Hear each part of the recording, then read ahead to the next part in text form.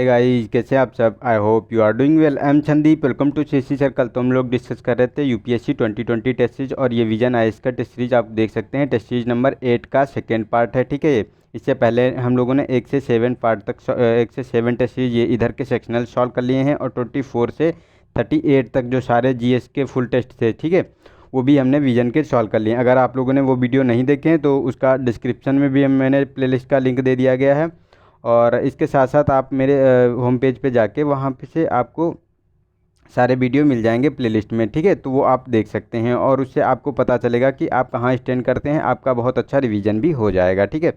साथ साथ तो उनको भी आप देख सकते हैं। और गाइज, वीडियो अगर पसंद आ रहा है तो इसे लाइक करें और अपने दोस्तों को फॉरवर्ड ज़रूर करें, ठीक है, मतलब शेयर भी करें।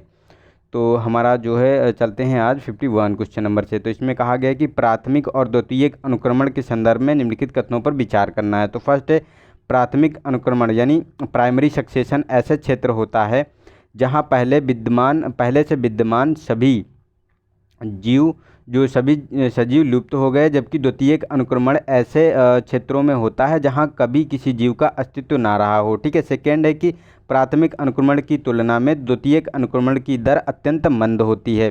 तो देखो, ये वाला हमारा पहला वाला स्टेटमेंट है गलत है, क्योंकि इसमें जो प्राथमिक अनुक्रमण आपको देखने को मिलता है यहाँ पर पहले से कोई जो है जीव जो है विद्यमान नहीं होता है, ठीक है। तो उसमें मतलब शुरुआत होती है जीव की उत्पत्ति की। लेकिन जो सेकेंडरी सक्सेशन होता है इसमें आपको देखने को मिलता है, इसमें मतलब एक पहले से एक मतलब वहाँ जीव उपस्थित होते हैं, उसके बाद उनका विनाश हो जाता है, तो मतलब दोबारा उनका जो है सक्सेशन होता है। तो ये मतलब देखने को मिलता है सेकेंड में। तो सेकेंड वाला स्टेटमेंट भी सही है, क्योंकि जो द्वितीयक जो सक्सेशन होता है ये मतलब, ठीक है, सेकेंडरी सक्सेशन, तो ये बहुत तेज़ी से इसका अनुक्रमण होता है, सक्सेशन होता है, और ये प्राथमिक में बहुत धीरे धीरे होता है। तो दोनों स्टेटमेंट हमारे गलत हैं, डी ऑप्शन हमारा सही हो जाता है, ठीक है, कोई भी सही नहीं है। क्वेश्चन नंबर 52, इसमें कहा गया कि जैव विविधता के संदर्भ में द इविल क्वार्टेट संदर्भित करता है। तो द इविल क्वार्टेट के बारे में बताना है। तो फर्स्ट है कि ए ऑप्शन की ये भूवैज्ञानिक समय मापन में सामूहिक विलोपन की 4 घटनाओं के समूह को, और बी है कि पिछले 10 वर्षों में अधिकतम जैव विविधता क्षति वाले 4 प्रमुख देशों में के समूह को, ठीक है, और सी है कि अधिकतम ग्रीन हाउस गैस उत्सर्जन करने वाले 4 प्रकार के उद्योगों के समूह को कहते हैं, ठीक है। और डी है कि जैव विविधता क्षति के 4 प्रमुख कारणों के समूह को कहते हैं। तो देखो, इसमें जो कहा गया है इसके बारे में, तो हमारा डी वाला ऑप्शन सही है, जो क्योंकि ये जो द इविल क्वार्टेट के बारे में बात करते हैं, तो ये जैव विविधता क्षति के 4 प्रमुख कारणों के समूह को ये दर्शाता है, ठीक है। इसमें कौन से 4 समूह होते हैं? तो देखो, पहला होता है कि आप पर्यावरण क्षति एवं उसका विखंडन होता है। सेकेंड वाला आप बात करें तो अतिदोहन, मतलब उसका होता है पर्यावरण का, वहाँ के मतलब आवास का। और थर्ड है कि सह विलोपता, और जो आपको फोर्थ देखने को मिला था, तो विदेशी जो प्रजातियाँ होती हैं उनका तीव्र प्रसार वहाँ देखने को मिलता है। तो ये मतलब द इविल क्वार्टेट के बारे में ये 4 मतलब आपको देखने को मिलते हैं प्रमुख कारण।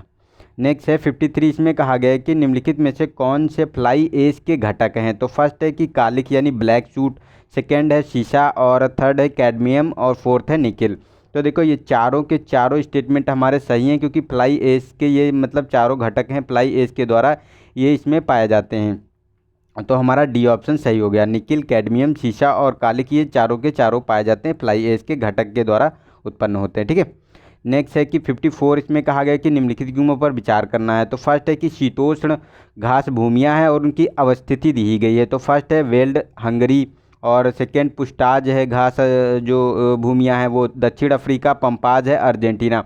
तो देखो, जो पंपाज है ये अर्जेंटीना पे पाया जाता है, ये शीतोष्ण घास भूमि है। लेकिन जो ये पुस्टाज है ये हंगरी में आपको देखने को मिलेगा, ठीक है, और वेल्ड दक्षिण अफ्रीका में मिलेगा। तो ये भी मतलब हैं शीतोष्ण घास के भूमियाँ ही, लेकिन इनकी अवस्थिति जो है मैच नहीं कर रही है। तो ये हमारे गलत हो गए, थर्ड वाला स्टेटमेंट सही है, सी वाला ऑप्शन हमारा सही हो जाता है। नेक्स्ट है हमारा 55, इसमें कहा गया कि निम्नलिखित में से कौन सी प्रतिजीविता यानी एंटीबायोसिस शब्द का सर्वश्रेष्ठ वर्णन करता है। तो देखिए, एंटीबायोसिस के बारे में बताना है। तो फर्स्ट है कि ये ए ऑप्शन, यह एक प्रकार की पारंपरिक क्रिया है जिसमें एक जीव अप्रभावित रहता है लेकिन दूसरे जीव को रासायनिक स्राव से क्षति होती है अथवा उसकी मृत्यु हो जाती है। ठीक है, सेकेंड बी है कि यह एक प्रकार की पारंपरिक क्रिया है जिसमें एक जीव दूसरे जीव का भक्षण करने के लिए उसे मार देता है। ठीक है, सी है कि यह एक प्रकार की पारंपरिक क्रिया है जो दोनों प्रजातियों के लिए लाभप्रद होती है और जिसमें पूर्णतः एक दूसरे पर निर्भर होते हैं। ठीक है, और डी है कि यह एक प्रकार का संबंध होता है जो दोनों प्रजातियों के लिए लाभप्रद होता है लेकिन उनके अस्तित्व के लिए कोई आधार नहीं होता है। ठीक है, तो देखो इसमें ये जो प्रतिजीविता यानी एंटीबायोसिस के बारे में जो बात कर रहा है तो हमारा ए वाला ऑप्शन इसमें सही है, क्योंकि यह एक प्रकार की पारस्परिक क्रिया होती है। ठीक है, जिसमें एक जीव अप्रभावित रहता है लेकिन दूसरे जीव को रासायनिक स्राव से क्षति होती है अथवा उसकी मृत्यु हो जाती है। ठीक है, तो हमारा जो है 56 में कहा गया है कि निम्नलिखित कथनों पर विचार कीजिए। तो फर्स्ट है कि coal gas methane carbon monoxide और हाइड्रोजन का मिश्रण होता है। ठीक है, और सेकेंड है कि कोल कोयले में से कोक कोयले से व्युत्पन्न उत्पाद जिसका दहन धुआं रहित होता है। ठीक है, तो देखो इसमें जो देखने को मिलता है तो इसमें दोनों के दोनों स्टेटमेंट हमारे सही हैं, क्योंकि जो कोल गैस होती है इसमें मीथेन कार्बन मोनोऑक्साइड और हाइड्रोकार्बन ये आपको देखने को मिलते हैं और हाइड्रोजन सल्फाइड भी इसके साथ साथ होती है। लेकिन जो ये कोल गैस में उत्पन्न उत्पाद जो होता है ये धुआं रहित दहन होता है, तो ये भी स्टेटमेंट सही है, क्योंकि इसमें क्या होता है जो मतलब नीचे हमको निक्षेप मिलते हैं कोयले के, जहाँ हम मतलब उसका खनन नहीं कर सकते कोयले का, तो उसमें क्या किया जाता है, ड्रिल किया जाता है। ड्रिल के द्वारा उसमें कुछ उत्प्रेरक डाले जाते हैं नीचे से, तो जो ये क्या करते हैं ये निक्षेप जो यहाँ पे उपलब्ध होते हैं ये वाले, तो यहाँ से ये मतलब जलवाष्प जो है वहाँ से मतलब ये गैसें निकालते हैं वहाँ से, तो उसको जो है एक दूसरी जगह ड्रिल किया जाता है, वहाँ से ये गैसें आती हैं, इनको इकट्ठा कर लिया जाता है, वह उसी को कोल गैस के नाम से जाना जाता है। ठीक है, तो ये बहुत ही महंगी मतलब जो ये कोल गैस से निकालने की ये विधि होती है बहुत ही महंगी होती है। ठीक है, तो हमारा जो है दोनों का दोनों स्टेटमेंट सही है, सी वाला ऑप्शन सही हो जाता है। नेक्स्ट है कि 57 इसमें कहा गया है कि वन्य जीव संरक्षण अधिनियम 1972 के द्वारा निम्नलिखित में से किसका प्रावधान किया गया है। तो फर्स्ट है कि अत्यधिक संकटग्रस्त प्रजातियों के लिए कैप्टिव प्रजनन के कार्यक्रम है, और सेकेंड है कि वन्य जीव प्रजातियों के व्यापार और वाणिज्य पर पूर्ण प्रतिबंध होता है। ठीक है, और थर्ड है कि राष्ट्रीय उद्यानों और अभ्यारण्यों की अवसंरचना के प्रबंधन और संरक्षण को सुदृढ़ करता है। तो देखो थर्ड वाला स्टेटमेंट सही है, ये मतलब जो वन्य जीव अभ्यारण्य है उद्यान है उनका जो इंफ्रास्ट्रक्चर है उसकी प्रबंधन और उनके संरक्षण की बात करता है ये। ठीक है, लेकिन फर्स्ट वाला भी सही है, क्योंकि ये संकटग्रस्त जो प्रजातियों के कैप्टिव प्रजनन के लिए जो जिम्मेदार है उसको मतलब उनका संरक्षण करता है और उनका प्रजनन कराता है। लेकिन ये सेकेंड वाला गलत है, क्योंकि ये पूर्ण रूप से प्रतिबंधित नहीं है, इसमें कुछ प्रजातियों का हम जो है बिक्री और अधिग्रहण और उनका हस्तांतरण कर सकते हैं, उसके लिए लाइसेंस का प्रोविज़न किया गया है। ठीक है, तो हमारा ये जो गलत मतलब सेकेंड वाला गलत हो गया, फर्स्ट एंड थर्ड स्टेटमेंट हमारा सही है, तो हमारा डी ऑप्शन सही हो जाता, एक और तीन स्टेटमेंट। ठीक है, नेक्स्ट है हमारा 58 इसमें कहा गया कि ओजोन परत के संदर्भ में निम्नलिखित कथनों में से कौन से सही हैं। तो फर्स्ट है कि ऊपरी क्षोभ मंडल में विद्यमान ओजोन परत हानिकारक पराबैंगनी किरणों के विरुद्ध सुरक्षात्मक परत के रूप में कार्य करती है। ठीक है, सेकेंड है ध्रुवीय समताप मंडलीय मेघ ओजोन छिद्र के प्रसार को रोकते हैं, और थर्ड है कि ओजोन परत की मोटाई का मापन डाप्सन इकाई द्वारा किया जाता है। तो देखो थर्ड वाला स्टेटमेंट सही है, क्योंकि डाप्सन इकाई द्वारा जो है ओजोन परत का मापन किया जाता है। ठीक है, और फर्स्ट वाला भी सही है, क्योंकि जो ऊपरी क्षोभ मंडल में विद्यमान ओजोन परत हानिकारक जो पराबैंगनी किरणें होती हैं यानी अल्ट्रावायलेट जो होती हैं किरणें, ठीक है, अल्ट्रावायलेट रे जो होती हैं उसके विरुद्ध सुरक्षात्मक परत के रूप में कार्य करता है।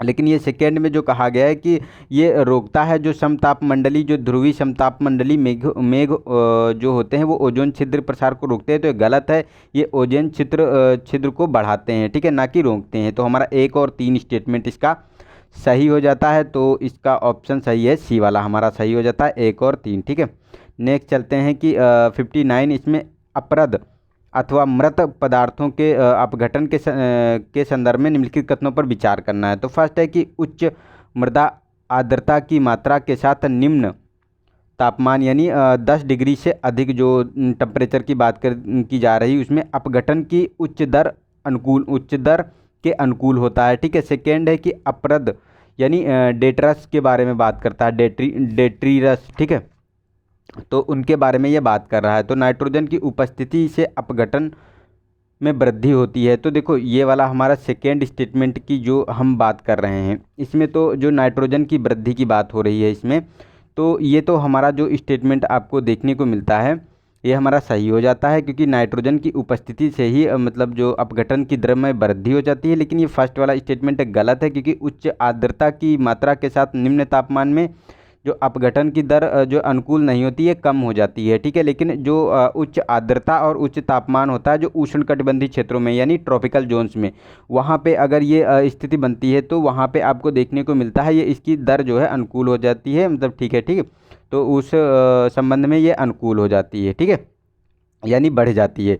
तो हमारा जो सेकेंड स्टेटमेंट सही है, बी वाला ऑप्शन, फर्स्ट वाला हमारा गलत हो जाता है। नेक्स्ट है कि 60 क्वेश्चन नंबर इसमें कहा गया पहुंच एवं लाभ साझाकरण समझौता निम्नलिखित संधियों या सम्मेलनों में से किसका प्रमुख भाग है। तो फर्स्ट वाला ए ऑप्शन है खाद्य एवं कृषि के लिए पादप आनुवांशिक संसाधनों पर अंतर्राष्ट्रीय संधि है, ठीक है। बी है कि अंतर्राष्ट्रीय पादप संरक्षण अभिसमय है, ठीक है। सी है कि जैव विविधता सम्मेलन, और ये आपको जो डी है कि वन्यजीव जंतुओं और वनस्पतियों की संकटग्रस्त प्रजातियों के लिए अंतर्राष्ट्रीय प्रसार पर अभिसमय।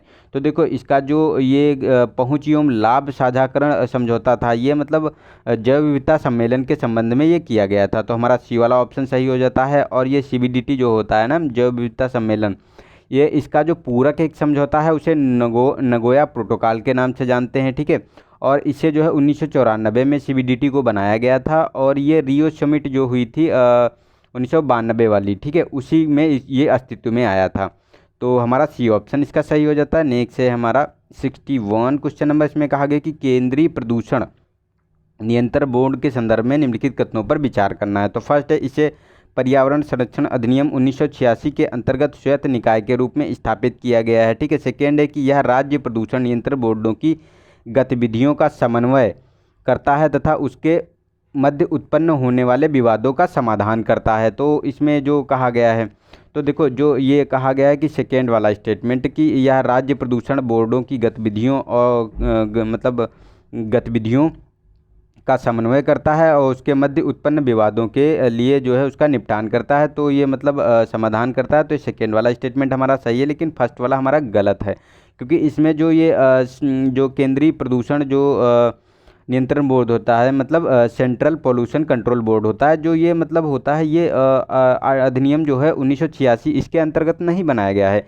ये आपको देखने को मिलेगा जो था जल प्रदूषण निवारण और नियंत्रण एक्ट जो था हमारा 1974 का, उसके अंतर्गत ये बनाया गया है। और इसको जो शक्तियाँ और कार्य जो दिए गए हैं, सौंपे गए हैं, वो आपको जो वायु संरक्षण एवं वायु प्रदूषण एवं संरक्षण एक्ट जो था 1981 का, ठीक है, 1981 था, उसी के अंतर्गत इसे शक्तियाँ और कार्य प्रदान किए गए हैं। तो ये मतलब अलग अलग इसको प्रदान किए गए हैं, और ये एक सांविधिक निकाय है, ठीक है। ये वन पर्यावरण एवं और जलवायु मंत्रालय के अंतर्गत ये मतलब कार्य करता है, और ये एक मतलब स्टेचुअरी बॉडी है। तो हमारे जो है दोनों मतलब सेकेंड वाला स्टेटमेंट सही है और फर्स्ट वाला गलत हो जाता है। नेक्स्ट है हमारा 62, इसमें कहा गया कि निम्नलिखित में से कौन सी पादपों में जल की हानि को न्यूनतम करने के लिए अनुकूल विशेषताएं हैं। तो फर्स्ट है कि पत्ती की सतह पर मोटी उपत्वचा यानी क्यूटिकल की उपस्थिति, ठीक है। सेकेंड है कि पौधों में पत्तियों की अनुपस्थिति और रंध्र यानी स्टोमेटा गहरे गर्तों में व्यवस्थित होते हैं। तो तीनों स्टेटमेंट ये सही हैं, क्योंकि क्यूटिकल की उपस्थिति से जो है जो वाटर लॉस की दर होती है वो कम हो जाती है, और पौधे जो है अपनी पत्तियों को कांटों के रूप में परिवर्तित कर लेती हैं, जैसे राजस्थान वाले क्षेत्र में यानी शुष्क क्षेत्रों में ऐसा होता है। और जो गर्त मतलब जो स्टोमेटा होते हैं, ठीक है, ये गहरे गर्त में व्यवस्थित हो जाते हैं। इससे भी जो है जो वाटर लॉसेस की जो पौधों की जो दर होती है वो कम हो जाती है। तो हमारे तीनों स्टेटमेंट सही है, डी वाला ऑप्शन सही हो जाए, 1 2 3, ठीक है। नेक्स्ट है कि 63, इसमें ज्वार नदमुखों के संदर्भ में निम्नलिखित कथनों पर विचार करना है। तो फर्स्ट है कि ये समुद्री और नदियों के मध्य संक्रमण क्षेत्र है, ठीक है, ये पोषक तत्वों से समृद्ध क्षेत्र होते हैं। और थर्ड है कि ज्वार नदमुख क्षेत्रों में पाए जाने वाले प्राणी जात एवं लवण और जल संतुलन बनाए रखने की क्षमता होती है इसमें। तो ये तीनों स्टेटमेंट इसमें भी सही हैं, क्योंकि ये मतलब नदी, जहाँ नदी और जो समुद्र का जल मिलता है उसी संक्रमण क्षेत्र के बारे में बात करते हैं, एस्चुरीज की, ठीक है। और ये मतलब पोषक तत्वों से बहुत ही समृद्ध होते हैं, क्योंकि नदियों द्वारा लाए गए जो मतलब अवसाद होते हैं उसमें पोषक तत्वों की मात्रा काफ़ी मात्रा में होती है। ठीक है, तो ये तीनों के तीनों स्टेटमेंट सही हैं, और ये लवण और जल संतुलन को बनाए रखने के लिए जो मतलब अच्छे होते हैं। तो हमारे तीनों स्टेटमेंट सही हैं, डी वाला ऑप्शन सही हो जाता है। नेक्स्ट है हमारा 64। इसमें कहा गया है कि निम्नलिखित कुछ स्रोतों पर विचार कीजिए। तो फर्स्ट है कि कॉस्मिक किरणें हैं और परमाणु रिएक्टरों में प्रयुक्त ईंधन है और एक्सरे अपशिष्ट है। तो इसमें कौन रेडियोधर्मी प्रदूषण के स्रोत हैं, तो ये बताना है। तो देखो कॉस्मिक किरणें ये भी रेडियोधर्मी की जो आपको देखने को मिलती हैं स्रोत हैं, और परमाणु रिएक्टर जो होते हैं उसमें भी ये रेडियोधर्मी निकलते हैं, और ये एक्सरे जो एक्सरे अपशिष्ट होते हैं इससे भी आपको देखने को मिलते हैं रेडियोधर्मी प्रदूषण। तो ये तीनों के तीनों स्रोत हैं आपको देखने को मिलते हैं। तो डी वाला ऑप्शन हमारा सही हो गया, 1, 2 और 3। ठीक है, नेक्स्ट है 65। इसमें कहा गया कि पर्यावरण और पारिस्थितिकी के संदर्भ में लेडी बर्ड बीटल और सिरफिड फ्लाई और सोल्जर बीटल के संदर्भ में के मध्य क्या समानता है बताना है। मतलब लेडी बर्ड बीटल और सरफिड फ्लाई और सोल्जर बीटल के मध्य क्या समानता है ये बताना है। तो फर्स्ट ए वाला ऑप्शन है, इन्हें international union for conservation of nature यानी IUCN की रेड लिस्ट की मतलब विलुप्त प्रजातियों की सूची के अंतर्गत वर्गीकृत किया गया है। सेकेंड है कि ये पश्चिमी घाट की स्थानिक प्रजातियां हैं, और सी है इसका उपयोग कृषि क्षतिकारक कीटों के नियंत्रण के लिए प्रभावी परभक्षी के रूप में किया जाता है। ठीक है, और डी है कि ये अपशिष्ट पदार्थों को पृथक करने में सहायता प्रदान करते हैं। ठीक है, सहायक प्रजातियां हैं। तो देखो हमारा सी वाला ऑप्शन सही है, क्योंकि इसका उपयोग कृषि क्षतिकारक कीटों के नियंत्रण के लिए प्रभावी परभक्षी के रूप में किया जाता है। क्योंकि ये जो देखने को मिलेगा जो सरसों में माहू होती है, ठीक है, एफिड, ठीक है, एफिड होती है, उसको ये खा जाते हैं। ठीक है, और जो है फसल को हमारी बचाते हैं, तो उसी के संबंध में है ये। तो ये मतलब एक परभक्षी प्रजातियां हैं। तो हमारा सी ऑप्शन इसका सही हो जाता है। नेक्स्ट है 66। इसमें कहा गया कि ओजोन परत के संदर्भ में बताना है कि कौन सा कथन सही नहीं है। ठीक है, तो ओजोन परत के बारे में बताना है। तो ए वाला ऑप्शन है हमारा, ओजोन परत का निर्माण ओजोन का परत का निर्माण डाई ऑक्साइड ऑक्सीजन अणुओं के साथ UV विकिरणों की अभिक्रिया से होता है। ठीक है, बी है कि ओजोन परत ऊष्म गतिकीय रूप से अस्थिर होती है और आणविक ऑक्सीजन में विघटित हो जाती है। ठीक है, और सी है कि ओजोन परत के क्षरण का मुख्य कारण फ्रेयान का उत्सर्जन है। और डी है सर्वप्रथम उत्तरी ध्रुव और ओजोन परत के क्षरण अर्थात मतलब ओजोन छिद्र का पतन होने लगा, मतलब पता लगा था, मतलब जो ओजोन परत का जो क्षरण था। ठीक है, तो ये बता रहे हैं कि उत्तरी जो ध्रुव क्षेत्र था, ठीक है, वहाँ पता लगा था सबसे पहले। तो ये गलत है, वहाँ इसका ओजोन परत की क्षरण का सबसे पहले पतन नहीं देखने को मिला था। ये आपको जो दक्षिणी ध्रुव था, ठीक है, वहाँ देखने को मिला था। जो अंटार्कटिका में जो वैज्ञानिक कार्य कर रहे थे उन्होंने ये पता लगाया था। तो ये हमारा गलत हो गया, तो डी वाला ऑप्शन सही हो जाता है। सही नहीं पूछा गया है। ठीक है, और ये हमारे सही हैं तीनों स्टेटमेंट। तो नेक्स्ट है 67। इसमें कहा गया है कि निम्नलिखित में से किस प्रकार के सजीव अकशेरुकी नहीं है। तो ए ऑप्शन है कि क्रिस्टेशियस, बी है मोलास्का, सी है कीट और डी है सेरिसरप। तो देखो डी वाला ऑप्शन सही है, क्योंकि जो सेरिसरप होते हैं इनमें जो वर्टिब्रस पाए जाते हैं। ठीक है, लेकिन जो ये क्रिस्टेशियस, मोलास्क और कीट वर्ग होते हैं इसमें आपको नहीं देखने को मिलेगा। जो मतलब ये रीढ़ की जो हड्डी होती है वो देखने को इसमें नहीं मिलती है, लेकिन सेरिसरप में ये होती है। ठीक है, तो हमारा डी ऑप्शन सही हो गया। नेक्स्ट है कि 68। इसमें कहा गया कि वर्तमान में मनुष्यों के लिए प्रमुख संसाधनों के रूप में उपयोगी सामग्रियों महासागरों में बृहद मात्रा में विद्यमान है। ठीक है, निम्नलिखित में से कौन से संसाधन महासागरों में पाए जाते हैं। ठीक है, तो ये बताना है। तो ए ऑप्शन है कि फर्स्ट स्टेटमेंट है हमारा खाद्य संसाधन, सेकेंड है कि ईंधन है, भवन निर्माण सामग्रियां हैं, फोर्थ है गैर पारंपरिक ऊर्जा संसाधन है। ठीक है, तो हमारा देखो फर्स्ट वाला, सेकेंड, थर्ड, फोर्थ चारों के चारों स्टेटमेंट सही हैं, क्योंकि खाद्य संसाधन हमको मिलते हैं। ठीक है, यहाँ से खनिज मिलते हैं, देखो गोल्ड मिलता है, प्लेटिनम वगैरह ये सारे मिलते हैं, और भवन निर्माण के लिए कंकड़, बजरी, बालू ये सब मिलता है। ठीक है, तो ये सारे के सारे हमको समुद्र से मिल जाते हैं। तो ये हमारा जो है इसका 1, 2, 3 चारों स्टेटमेंट सही है। तो हमारा डी वाला ऑप्शन सही हो गया, क्योंकि दिए गए सभी संसाधन महासागरों में पाए जाते हैं। ठीक है, नेक्स्ट है कि 69 इसमें कहा गया है कि निम्नलिखित में से किन्हें प्राकृतिक आपदाओं के रूप में वर्गीकृत किया जा सकता है। तो भवन में आग लगना, ठीक है, सेकेंड है ज्वालामुखी विस्फोट, थर्ड है कि हिमस्खलन, और फोर्थ है सूखा। तो देखो ये भवन में आग लगने की बात की जाए तो ये मानवीय आपदा के अंतर्गत आती है, ना कि प्राकृतिक। लेकिन ज्वालामुखी विस्फोट है, हिमस्खलन है और सूखा है, बाढ़ है, ये सब आपको देखने को मिलेगा कि जो मतलब प्राकृतिक आपदाओं के अंतर्गत आते हैं, ठीक है। तो हमारा 2, 3 और 4 स्टेटमेंट सही हो गया, बी वाला ऑप्शन। नेक्स्ट है हमारा 70 निम्नलिखित में से किन्हें कणकीय प्रदूषण यानी पार्टिकुलर पॉल्यूटेंट के मतलब पार्टिकुलेट जो पॉल्यूटेंट के रूप में माना जाता है। तो ए वाला ऑप्शन फर्स्ट है हमारा स्टेटमेंट जीवाणु, सेकेंड है कवक, थर्ड है शैवाल और फोर्थ है धूल। तो इसमें जो देखने को मिलेगा, जो ये चारों के चारों आपको देखने को मिलते हैं, ये मतलब पार्टिकुलर मतलब कणकीय प्रदूषक हैं, ठीक है। क्योंकि इसमें जो ये धूल है ये आपको देखने को मिलेगा अजैविक कणकीय प्रदूषक, ठीक है। लेकिन जो जीवाणु, कवक और शैवाल हैं ये मतलब जैविक पार्टिकुलेट प्रदूषक के रूप में जाने जाते हैं, ठीक है। तो हमारा जो है चारों का चारों स्टेटमेंट सही है, डी वाला ऑप्शन सही हो जाता है। नेक्स्ट चलते हैं कि 71 इसमें कहा गया कि कैप्टिव ब्रीडिंग यानी संरक्षित प्रजनन के संदर्भ में निम्नलिखितों पर विचार करना है। तो फर्स्ट है कि इसे प्राकृतिक पर्यावरण के बाहर प्राणी उद्यानों और एक्वेरियम जैसे प्रतिबंधित क्षेत्रों में जंतुओं के प्रजनन की प्रक्रिया के रूप में संदर्भित किया जाता है, ठीक है। सेकेंड है संरक्षित प्रजनन कार्यक्रमों का एकमात्र उद्देश्य रोचक प्रजातियों का प्रदर्शन है, ठीक है। थर्ड है कि भारत में नंदकानन जूलॉजिकल पार्क सफ़ेद बाघों के संरक्षित प्रजनन हेतु तो एकमात्र प्राणी उद्यान है। तो ये गलत स्टेटमेंट है, ये आपको देखने को मिलेगा ये, क्योंकि यहाँ जो ये आपको देखने को मिलता है नंदकानन, ये आपको उड़ीसा के तट पे देखने को मिलता है यहाँ। हाँ, लेकिन ऐसा ज़रूर है कि सबसे ज़्यादा जो सफ़ेद बाघों की संख्या यहीं पे पाई जाती है, इसी प्रजनन केंद्र में है, ठीक है।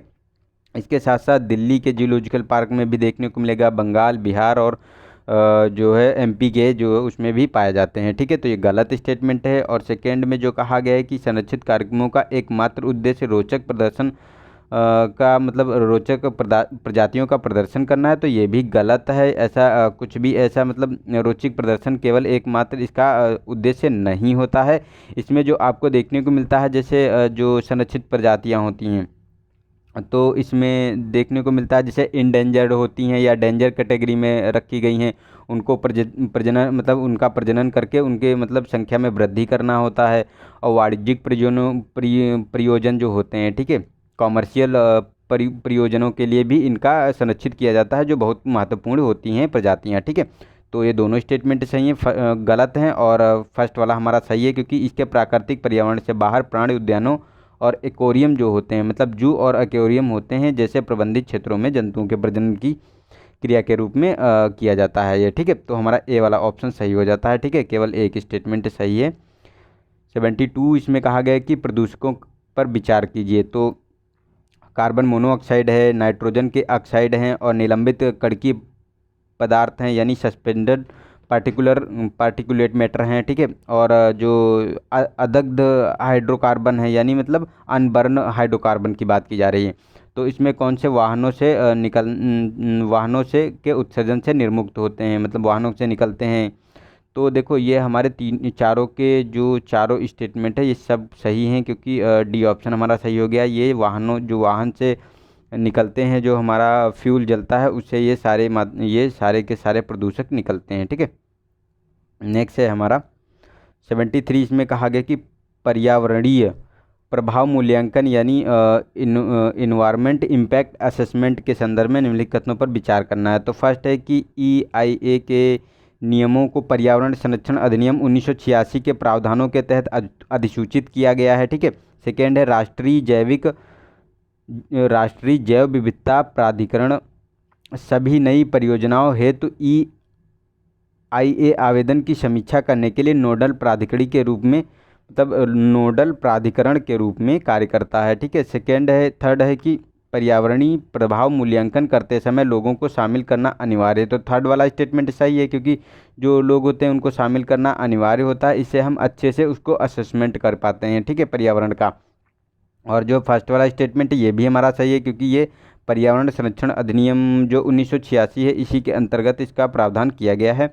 लेकिन ये फर्स्ट वाला गलत है, क्योंकि केवल यही एक नोडल एजेंसी नहीं है। इसमें आपको देखने को मिलेगा जो ये मतलब राज्य स्तरीय विशेष मूल्यांकन समिति होती है वो भी इसमें पार्टिसिपेट करती है, और विशेष मूल्यांकन समिति होती है, ठीक है, वो भी इसमें पार्टिसिपेट करती है। तो ये दोनों फर्स्ट सेकंड वाला स्टेटमेंट हमारा गलत है, फर्स्ट एंड थर्ड सही हो जाता है, तो हमारा बी ऑप्शन इसका सही हो जाता है। नेक्स्ट है कि 74 इसमें कहा गया कि सैनिटरी लैंड फिलिंग के संदर्भ में निम्नलिखित कथनों पर विचार करना है।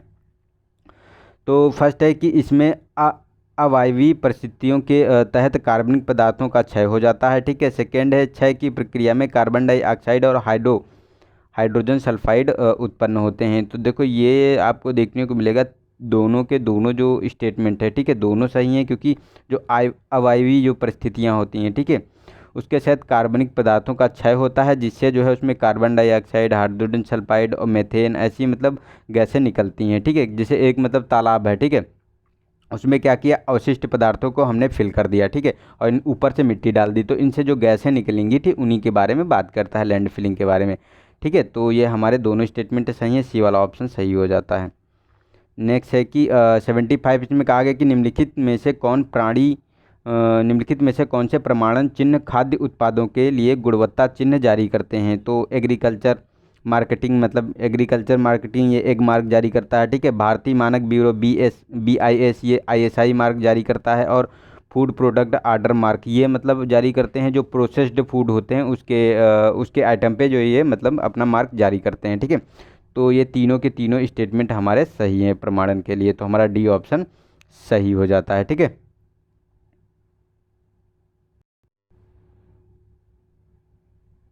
आते हैं नेक्स्ट क्वेश्चन पे। तो इसमें नेक्स्ट है हमारा क्वेश्चन नंबर 76। इसमें कहा गया है कि निम्नलिखित कथनों युग्मों पर विचार कीजिए। तो फर्स्ट है वायु प्रदूषण को नियंत्रित करने की प्रक्रिया दी हुई है, और लक्षित प्रदूषण दिए हैं कि कौन कौन से प्रदूषण किससे जो है नियंत्रित किए जाते हैं, ठीक है। तो विद्युत अवक्षेपित की बात करें तो ये कड़की तत्व होते हैं, ठीक है, और मार्जक यानी स्क्रबर जो होते हैं ये सल्फर डाइऑक्साइड को नियंत्रित करते हैं, और उत्प्रेरक परिवर्तक जो होते हैं तो असंतृप्त हाइड्रोकार्बन को नियंत्रित करते हैं। तो तीनों के तीनों ये सुमेलित हैं, ठीक है। तो हमारा स्टेटमेंट तीनों सही हो गए हैं, तो हमारा डी ऑप्शन सही हो जाता है इसका, ठीक है।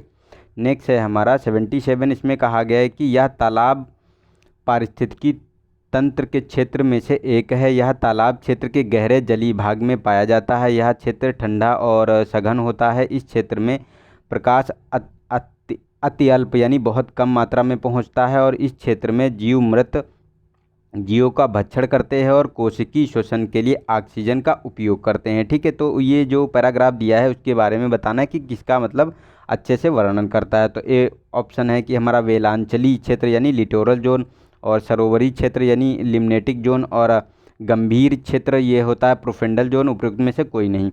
तो देखो इसमें जो आपको देखने को मिलेगा तो ये जो होता है सी वाला ऑप्शन सही है, जो प्रोफेंडल जोन होता है उसी के बारे में। जैसे ये कोई तालाब है, ठीक है, तालाब वाला क्षेत्र है, तो इसमें जो ये वाला क्षेत्र दिखेगा जहाँ सबसे ज़्यादा प्रकाश पहुँचता है और सबसे ज़्यादा वनस्पति और जीव जंतु देखने को आपको मिलेंगे, तो इसे हम कहते हैं लिटोरल जोन, ठीक है।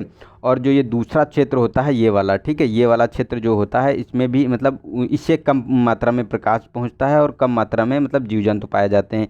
लेकिन जो सबसे मतलब नीचे होता है ये वाला क्षेत्र, यहाँ मतलब टेम्परेचर भी कम होता है, और आपको देखने को मिलेगा कि यहाँ ऑक्सीजन भी नहीं होती है पर्याप्त मात्रा में, तो ये कोशिकीय श्वसन करते हैं, ठीक है। और ये जो नीचे वाला जो तली वाला क्षेत्र होता है इसी को प्रोफेंडल जोन कहते हैं, ठीक है, इसी के बारे में ये बात कर रहे हैं। नेक्स्ट है कि 78। इसमें कहा गया कि निम्नलिखित में से कौन सी परियोजनाएं विद्युत उत्पन्न करने के उद्देश्य से run of the river system का उपयोग करती हैं। तो ए ऑप्शन है कि ज्वारी ऊर्जा परियोजनाएं, ठीक है। सेकेंड है कि लघु जल विद्युत परियोजनाएं। थर्ड है कि बड़े जलाशय आधारित जल विद्युत परियोजनाएं। तो इसमें जो देखने को मिलेगा तो ये थर्ड वाला स्टेटमेंट गलत है, क्योंकि जो ये आपको देखने को मिलेगा रन ऑफ रिवर यानी जिससे मतलब तरंगे के द्वारा जो हमारी जो तरंगे प्राकृतिक रूप से जो तरंगे चलती उसके रूप में जो ऊर्जा बनाई जाती है वो ज्वारी ऊर्जा परियोजना होती है और लघु जल परियोजनाएं होती हैं, ठीक है। लेकिन जो ये बड़े जलाशय होते हैं ये कृत्रिम रूप से जो है जलाशय बनाए जाते हैं नदियों पर बड़े बड़े बांध बनाकर, ठीक है। तो ये हमारा गलत हो गया, एक और दो स्टेटमेंट सही हो जाता है ए वाला ऑप्शन, ठीक है। नेक्स्ट है हमारा क्वेश्चन नंबर 79। इसमें कहा गया कि निम्नलिखित में से किस कथन में अपचयन शब्द सर्वोत्तम वर्णन करता है? तो ए ऑप्शन है अपरदों के अपेक्षाकृत सरल कार्बनिक पदार्थों में टूटने को संदर्भित करता है। ठीक है। सेकेंड है यह लार्वा को पूर्ण विकसित कीटों में रूपांतरित करता है। ठीक है। और सी है कि यह अपनी ही प्रजातियों के किसी दूसरे जीव को भोजन के रूप में ग्रहण करने की क्रिया है। और डी है कि यह जीवित प्राणियों के लिए वसा संचय की प्रक्रिया है। तो देखो ए ऑप्शन हमारा सही है, जो ये अपरद के अपेक्षाकृत सरल कार्बनिक पदार्थों में टूटने को संदर्भित करता है। अपरद मतलब होता क्या है कि जो अपरद की बात करें तो ये अपरद ये होता है जो डिटेरिटस होते हैं। ठीक है। डिटेरिटस यानी मृत जो मृत जीव मतलब मृत कार्बनिक पदार्थ होते हैं। ठीक है। उन्हीं के बारे में बात करता है, जो मतलब ये जैसे बैक्टीरिया हो गए और फंगल हो गए, ये एंजाइमों के द्वारा ये मतलब अपना भोजन प्राप्त करते हैं। तो हमारा ए वाला ऑप्शन सही हो जाता है। ठीक है। नेक्स्ट है 80 क्वेश्चन नंबर। इसमें कहा गया कि पारिस्थितिकी पिरामिड के संदर्भ में निम्नलिखित कथनों पर विचार कीजिए। तो फर्स्ट है कि किसी समुद्र में जैव भार का पिरामिड सामान्यतः उल्टा होता है। ठीक है। और सेकेंड है कि किसी भी पारिस्थितिकी तंत्र में ऊर्जा का पिरामिड कभी भी उल्टा नहीं होता। तो दोनों स्टेटमेंट ये सही हैं, क्योंकि किसी भी पारिस्थितिकी तंत्र में ऊर्जा का जो ये देखने को मिलता है पिरामिड कभी भी उल्टा नहीं होता है, क्योंकि ऊर्जा जो है एक पोषक स्तर से दूसरे पोषक स्तर को मतलब प्रवाहित होती है। ठीक है। एक दिशी, तभी जो ये कहा जा रहा है ये सही है स्टेटमेंट। और फर्स्ट वाला सही है, क्योंकि जो ऊर्जा भार का पिरामिड होता है जो जलीय तंत्र में, ठीक है, वो आपको उल्टा देखने को मिलता है। तो हमारा जो है दोनों स्टेटमेंट सही है, सी वाला ऑप्शन सही हो जाता है। नेक्स्ट है हमारा 81। इसमें कहा गया है कि सूर्य के प्रकाश के विद्युत चुंबकीय स्पेक्ट्रम की निम्नलिखित तरंगों में से कौन सी सोलर कुकर और सोलर वाटर हीटर के तापन हेतु उत्तरदायी हैं? तो अवरक्त तरंगे, यूएवी, अल्ट्रावायलेट ए तरंगे और अल्ट्रावायलेट बी तरंगे, अल्ट्रावायलेट सी तरंगे। तो इसमें देखो ए वाला ऑप्शन मतलब फर्स्ट स्टेटमेंट सही है और ये तीनों के तीनों गलत हैं। ठीक है। क्योंकि जो अवरक्त किरणें होती हैं, जो अल्ट्रावायलेट ये किरणें होती हैं, जो ये सोलर कुकर या मतलब सोलर हीटर के अंदर जो प्रवेश करती हैं, तो ये अल्ट्रावायलेट के माध्यम से उसमें तापन प्रदान करती हैं। ठीक है। क्योंकि वो बाहर नहीं निकलने देती इनको हैं। तो इसी के बारे में बात किया गया, तो ए वाला ऑप्शन हमारा सही हो जाता है। ठीक है। चलते हैं नेक्स्ट क्वेश्चन पे। तो नेक्स्ट है 82 क्वेश्चन नंबर। इसमें फोटोवोल्टिक विधि के संदर्भ में निम्नलिखित कथनों पर विचार करना है। तो फर्स्ट है कि यह विधि विद्युत उत्पन्न करने हेतु प्रकाश संश्लेषण सिद्धांत पर आधारित है। ठीक है। सेकेंड है कि इस तकनीकी का उपयोग पारंपरिक सोलर कुकर में भोजन गर्म करने के लिए किया जाता है। तो जो इसके बारे में ये कह रहे हैं इसमें जो तापीय विधि के बारे में, तो ये देखो पहला वाला स्टेटमेंट तो गलत है, क्योंकि ये प्रकाश संश्लेषण की सिद्धांत पे आधारित है। ऐसा तो हो ही नहीं सकता, क्योंकि ये सौर ऊर्जा को विद्युत ऊर्जा में बदलते हैं। ठीक है। और ये जो कहा गया है कि पारंपरिक जो सोलर कुकर के मतलब पारंपरिक सोलर कुकर में भोजन गर्म करने के लिए किया जाता है, तो ये भी गलत है। पारंपरिक नहीं, ये तापीय विधि द्वारा सौर तापीय उपकरणों का प्रयोग किया जाता है। ठीक है। इसमें तो हमारा ये दोनों स्टेटमेंट गलत हैं, डी वाला ऑप्शन हमारा सही हो जाता है। नेक्स्ट है कि 83। इसमें कहा गया कि पर्यावरण प्रदूषण रोकथाम और नियंत्रण प्राधिकरण के संदर्भ में निम्नलिखित कथनों पर विचार कीजिए। तो कौन सा स्टेटमेंट इसमें सही है? तो हमारा ए वाला ऑप्शन है कि इसे उद्योग द्वारा उत्पन्न प्रदूषण की निगरानी हेतु जल प्रदूषण निवारण और नियंत्रण अधिनियम 1974 के तहत स्थापित किया गया है। ठीक है। और सेकेंड बी है कि यह राष्ट्रीय राजधानी क्षेत्र में वायु प्रदूषण को नियंत्रित करने के लिए उच्चतम न्यायालय द्वारा अधिदेशित निकाय है। ठीक है। मैंडेटरी बॉडी है, मतलब अधिदेशित मतलब मैंडेटरी बॉडी है। और सी है कि इसे प्रतिपूर्ति वनीकरण कोष के प्रबंधन के लिए एक अंतरिम निकाय के रूप में स्थापित किया गया है। ठीक है। और डी है कि इसे रियो पृथ्वी सम्मेलन के परिणाम स्वरूप केंद्र सरकार द्वारा वर्ष 1994 में स्थापित किया गया था। ठीक है। तो देखो जो ये इसके बारे में कह रहा है, जो इसमें पर्यावरण और प्रदूषण रोकथाम नियंत्रण बोर्ड वाले के बारे में, तो ये देखो हमारा जो बी वाला आंसर है ये वाला सही है, क्योंकि राष्ट्रीय राजधानी क्षेत्र में वायु प्रदूषण नियंत्रित करने के लिए उच्चतम न्यायालय द्वारा ये अधिदेशित एक निकाय है जो एनसीआर के रीजन में ये काम करता है। ठीक है। वहाँ की जो जलवायु कंडीशन को मतलब असेस्ट करता है और उसके बारे में जो बात करता है। तो हमारा बी ऑप्शन सही हो गया। नेक्स्ट है हमारा 84। इसमें कहा गया कि भारत सरकार द्वारा प्रारंभ संयुक्त वन प्रबंधन का उद्देश्य है। तो ए ऑप्शन है कि वन संरक्षण प्रबंधन के लिए पड़ोसी देशों के साथ सहयोग करना। ठीक है। बी है कि वन संरक्षण परियोजनाओं में निजी क्षेत्र के साथ सहयोग करना। सी है कि केंद्र और राज्य सरकारों द्वारा वन संरक्षण कार्यक्रमों का संयुक्त कार्यान्वयन है। और डी है कि वन संरक्षण एवं प्रबंधन के लिए स्थानीय समुदायों के साथ मिलकर कार्य करना है। तो देखो डी वाला ऑप्शन सही है, क्योंकि वन संरक्षण और प्रबंधन के लिए स्थानीय समुदायों के साथ कार्य करना है, ठीक है, मिलकर कार्य करना। इससे क्या होगा कि स्थानीय समुदाय को उस वन क्षेत्र के बारे में बहुत अच्छी जानकारी होती है, इसीलिए कहा गया है कि जो ग्रामीण लोग हैं उनको ये मतलब कार्य उस वन क्षेत्र के कार्यों को सौंप देना चाहिए, ठीक है, तो वो अच्छे से उसका जो है डेवलप कर पाएंगे।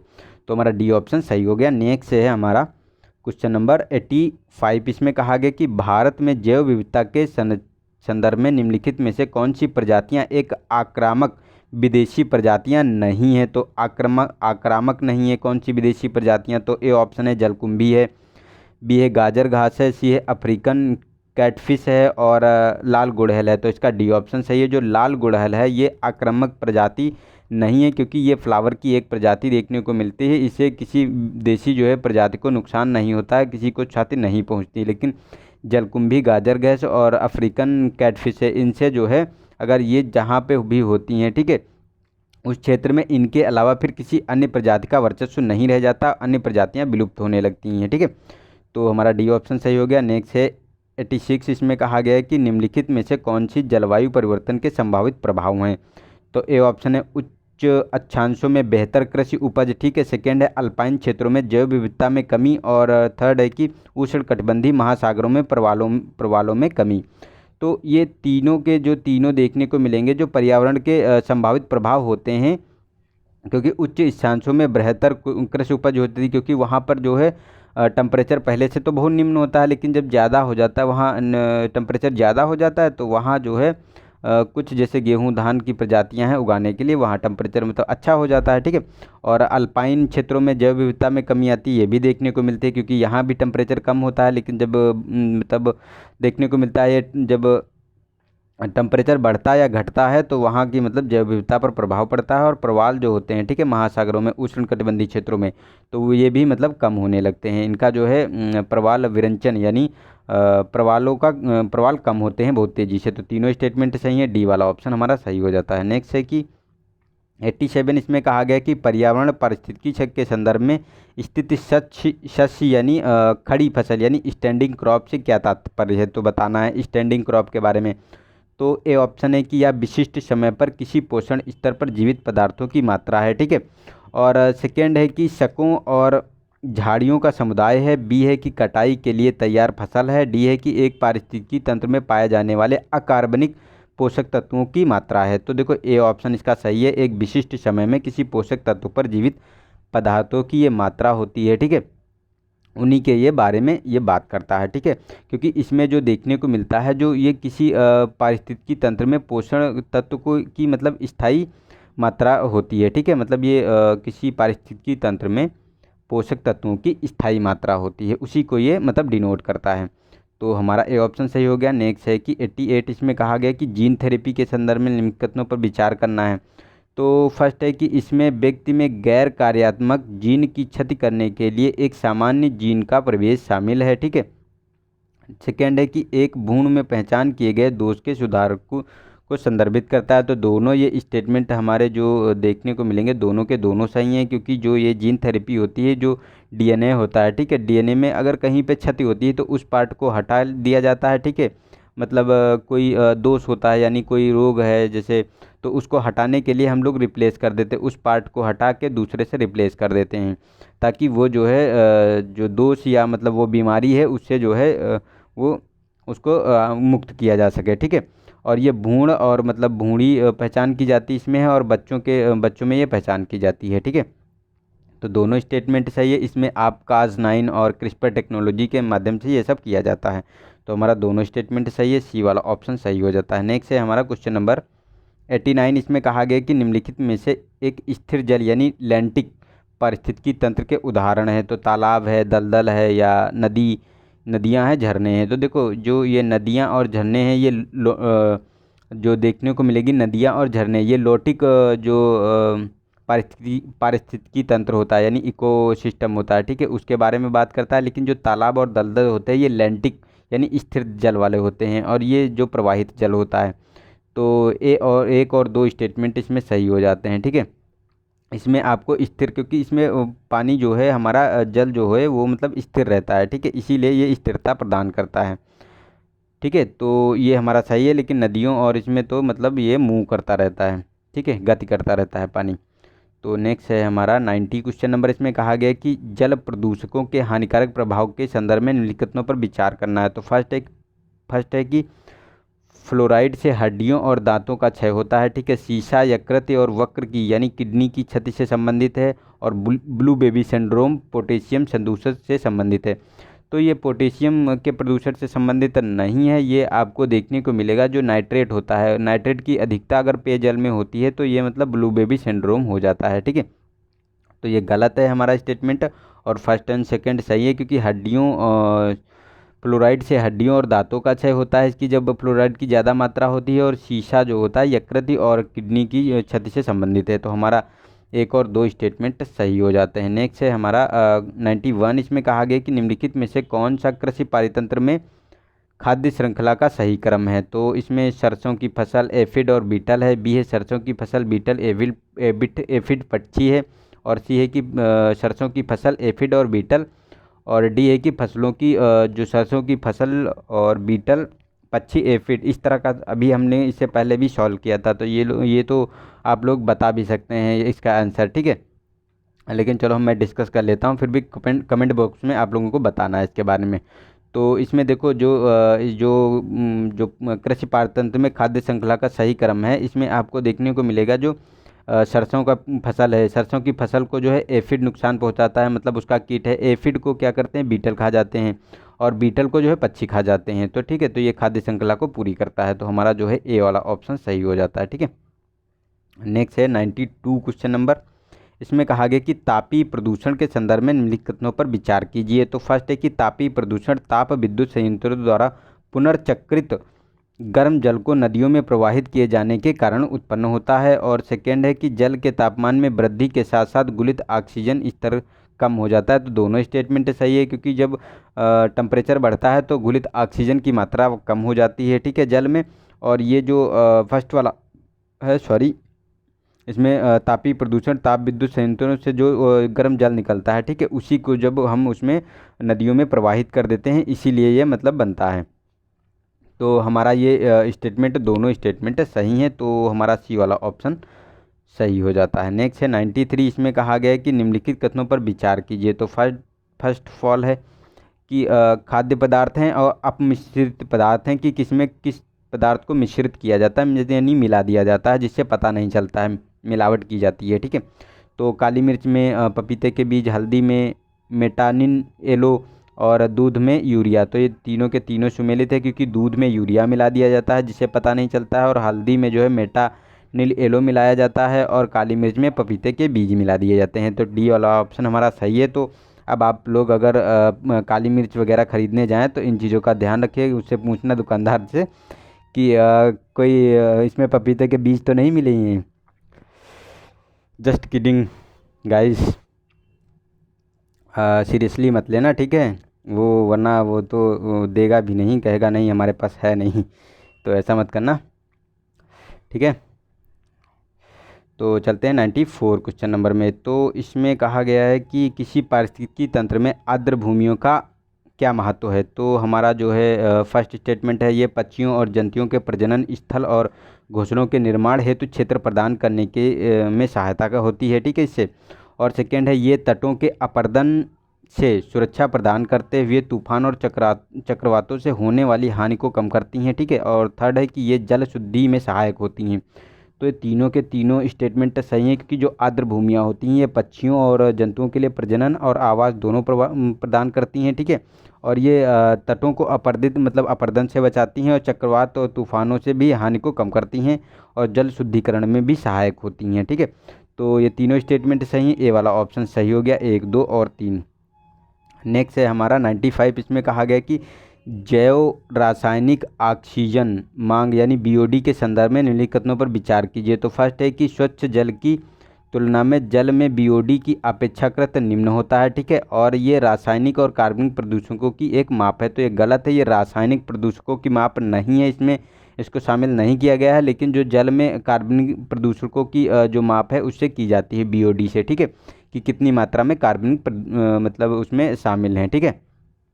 तो ये हमारा सही स्टेटमेंट नहीं है, और फर्स्ट वाला भी हमारा गलत है, क्योंकि इसमें जो स्वच्छ जल की तुलना में बीओडी की जो मात्रा होती है वो स्वच्छ जल में कम होती है, लेकिन जो प्रदूषित जल होता है उसमें ज़्यादा होती है। स्वच्छ जल की ये होती है 5 मतलब 5 पीपीएम पर पीपीएम होती है इसकी डिमांड, ठीक है।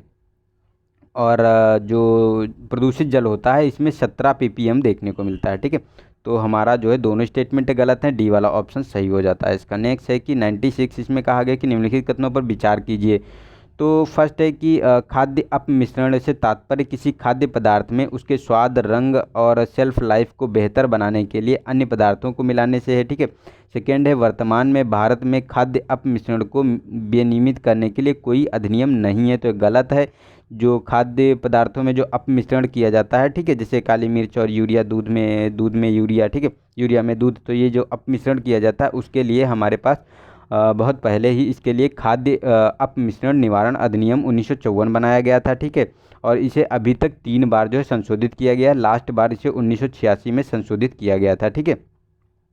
तो ये हमारे पास एक मतलब ये प्रॉपर गाइडलाइन इसके लिए है, ठीक है। और ये फर्स्ट वाला भी हमारा गलत है, क्योंकि ये जो कहा गया है कि शेल्फ लाइफ बढ़ाने के लिए, स्वाद रंग के लिए, तो नहीं, इसके लिए अपमिश्रण नहीं किया गया है, किया जाता है। ये मतलब अवांछनीय, सस्ते और हानिकारक पदार्थों का इसमें जो है प्रयोग किया जाता है, ताकि जो है जो प्रोड्यूसर है उसको ज़्यादा मात्रा में फ़ायदा हो कम लागत पे, ठीक है, इसलिए ये किया जाता है। तो हमारा जो है दोनों स्टेटमेंट गलत है, तो डी वाला ऑप्शन हमारा सही हो जाता है, कोई भी स्टेटमेंट इसमें सही नहीं है। 97 इसमें कहा गया कि निम्नलिखित में से कौन सा ओजोन परत के क्षरण से संबंधित प्रथम कन्वेंशन है, तो ए वाला ऑप्शन है United nation framework convention on climate change, यानी UNFCCC। और बी है कि the saving the ozone layer conference, ठीक है। सी है कि convention on biological diversity. D है बियाना कन्वेंशन। तो देखो डी वाला ऑप्शन सही है, जो बियाना कन्वेंशन है, ठीक है, ये आपको देखने को मिली थी सबसे पहले जो है ओजोन क्षरण के लिए, और इसके लिए एक प्रोटोकॉल बनाया गया था 1900 मतलब मॉन्ट्रियल प्रोटोकॉल, ठीक है, मॉन्ट्रियल प्रोटोकॉल लाया गया था इसके लिए, ताकि जो है ग्रीन हाउस गैसों को नियंत्रित किया जा सके और ओजोन जो लेयर है उसको क्षरण से बचाया जा सके, ठीक है। नेक्स्ट है कि 98 इसमें कहा गया कि वैश्विक तापन क्षमता में वृद्धि क्रम में निम्नलिखित ग्रीन हाउस गैसों का सही क्रम 20 वर्ष की आयु सीमा में है, ठीक है। बताना है कि 20 वर्ष की आयु सीमा में जो ये गैसें हैं उसमें सबसे ज़्यादा तापन मतलब जो तापन यानी ग्रीन हाउस गैस मतलब सबसे ज़्यादा किससे जो निकलेगी, ठीक है। तो मीथेन है, कार्बन डाइऑक्साइड है, नाइट्रस ऑक्साइड है, सल्फर हेक्साक्लोराइड है। तो देखो सबसे कम मात्रा में, तो इन्हें ऑर्डर में लगाना है, ठीक है। तो देखो सबसे कम मात्रा में जो ये 20 सालों में उत्सर्जन होगा तो CO मतलब कार्बन डाइऑक्साइड से होगा, ठीक है। उसके बाद बात करें तो मीथेन से होगा, उसके बाद बात करें तो नाइट्रस ऑक्साइड से होगा, और उसके सबसे ज़्यादा अगर बात करें तो मतलब सबसे कम जो है वैश्विक तापन जो आपको देखने को मिलता है, वैश्विक तापन की क्षमता में वृद्धि के बात करें तो सबसे कम कार्बन डाइऑक्साइड तापन उत्पन्न करता है, लेकिन सबसे ज़्यादा जो देखने को मिलेगा हेक्सा जो सल्फर हेक्साक्लोराइड है, ये तो हमारा सही हो जाएगा 2 1 3 4, 2 1 3 4, बी वाला ऑप्शन हमारा सही हो जाता है, ठीक है। नेक्स्ट है 99 क्वेश्चन नंबर। तो इसमें कहा गया कि बृहद पोषक तत्व जीनों के लिए आवश्यक महत्वपूर्ण घटक होते हैं, इसके संदर्भ में निम्नलिखित नियमों पर विचार करना है। तो फर्स्ट है कि बृहद पोषक तत्व और उसके कार्य दिए हुए हैं। तो पोटेशियम तो जंतु कोशिकाओं में पाया जाने वाला प्रमुख विलेय है, ठीक है। मैग्नीशियम तो क्लोरोफिल का संरचनात्मक घटक है, और कैल्शियम जो है कैल्शियम कोशिका पारगम्य का नियामक है। तो जो ये बात कर रहा है, तो तीनों के तीनों स्टेटमेंट सही हैं, क्योंकि पोटेशियम जंतुओं में पाया जाने वाला प्रमुख विलेय होता है, और मैग्नीशियम से क्लोरोफिल का संरचनात्मक घटक होता है, ठीक है, जिससे जो है हम प्रकाश संश्लेषण की क्रिया करते हैं, और मतलब पौधे करते हैं, हम नहीं करते, सॉरी, हम नहीं करते, पौधे करते हैं, ठीक है। और कैल्शियम जो होती है वो जो आपको देखने को मिलती है, जो कोशिका पारगम्यता जो होती है उसका नियामक होता है, मतलब, ठीक है। तो हमारे तीनों स्टेटमेंट सही हैं, तो हमारा डी ऑप्शन सही हो जाता है। ठीक है, नेक्स्ट है 100। इसमें कहा गया है कि 100 क्वेश्चन में, यह एक प्रमुख ग्रीन हाउस गैस है। वाष्पोत्सर्जन यानी ट्रांसपिरेशन और वाष्पीकरण यानी इवोपोरेशन के द्वारा वायुमंडल में इसकी सांद्रता में वृद्धि होती है, और इसकी सांद्रता प्रत्येक मौसम में प्रत्येक क्षेत्र में भिन्न भिन्न होती है। इसमें आपतित और निर्गमित दोनों विकिरणों को अवशोषित करने की क्षमता पाई जाती है, जिसके कारण यह पृथ्वी के को गर्म बनाए रखने का एक प्रमुख योगदान करता है। तो जो इस पैराग्राफ दिया गया है उसके बारे में बताना है कि कौन सा स्टेटमेंट इसका सही है। तो ए वाला ऑप्शन है क्लोरोफ्लोरोकार्बन, बी है कि हमारा नाइट्रस ऑक्साइड, सी है जलवाष्प, और डी है हमारा कार्बन मोनोऑक्साइड। तो ये जो बात की गई है तो ये सी वाला ऑप्शन हमारा सही है, जो जलवाष्प है। ठीक है, इसी के बारे में बात की गई क्योंकि ये भिन्न भिन्न समय में और भिन्न भिन्न क्षेत्रों में अलग अलग होती है। ठीक है, और इसका जो आपतित और निर्गमित दोनों विकिरण होते हैं। ठीक है, जो सूर्य से आती हैं शॉर्ट वेव, और जो लॉन्ग वेव जो पृथ्वी से आती है, दोनों को ये अवशोषित कर लेता है, जिससे जो है इसको जो वायुमंडल को गर्म रखता है। ठीक है, तो ये पृथ्वी गर्म उससे बनी रहती है। तो ये हमारे सी ऑप्शन इसका सही हो जाता है। तो हम लोगों ने यहाँ 100 क्वेश्चन पूरे कर लिए हैं, यानी 50 आज के पूरे कर लिए हैं। अगला कल से आपको मिलेगा नई वाली टेस्ट सीरीज का, आपको देखने को मिलेगा पहला पार्ट, फर्स्ट पार्ट मतलब फर्स्ट टेस्ट नंबर का फर्स्ट पार्ट 2021 के लिए है। वो बहुत ही इंपॉर्टेंट है क्योंकि उसमें जो आपको करंट के जो क्वेश्चन है वो उसमें इंक्लूड हैं। ठीक है, तो आप लोगों के लिए बहुत ही फ़ायदेमंद होने वाले हैं, तो उन्हें देखना बिल्कुल भी ना भूलें। कल से जो है आपको 7 से 8 के बीच में ही हमारा लेक्चर आपको देखने को मिलेगा रेगुलरली बेसिस पे। ठीक है, तो अगर वीडियो पसंद आया हो तो अपने दोस्तों को शेयर ज़रूर करें गाइज, और लाइक तो बिल्कुल आपको दे के ही जाना है। अगर वीडियो देखना है तो अगर अच्छा लग रहा है तो लाइक दे के जाइए। ठीक है, और इसके साथ साथ आप लोग क्या कर सकते हैं, अगर चैनल को सब्सक्राइब नहीं किया तो उसको सब्सक्राइब कर लें। ठीक है, और बेल आइकन पे प्रेस कर लें कि अगर जो भी वीडियो मैं डालूं तो आपको तुरंत उसका नोटिफिकेशन मिल जाए। और अगर इसका पीडीएफ चाहिए तो आप लोग ऐसा कीजिए कि हमारा टेलीग्राम चैनल ज्वाइन कर लीजिए, और टेलीग्राम वैसे भी चैनल ज्वाइन कर लीजिए, क्योंकि आप लोगों को क्या होता है कि कभी कभी यूट्यूब नोटिफिकेशन नहीं देता है। ठीक है, या लेट देता है, तो उसके लिए आप ज्वाइन कर लीजिए टेलीग्राम पे, तुरंत आपको नोटिफिकेशन मिल जाएगा। मैं वहाँ भी वीडियो लोड कर देता हूँ। ठीक है, तो आप लोग इन चीज़ों का ध्यान रखिए, अपने स्वास्थ्य का भी ध्यान रखिए, इसके साथ साथ अपनी प्रैक्टिस जारी रखिए, और जो है अपना जो है अच्छे से पेपर देना है। अब उसका टाइम बहुत ही नज़दीक आ गया है। ठीक है, तो आज के लिए इतना ही, मिलते हैं नेक्स्ट वीडियो में। तब तक के लिए नमस्कार, जय हिंद, जय भारत।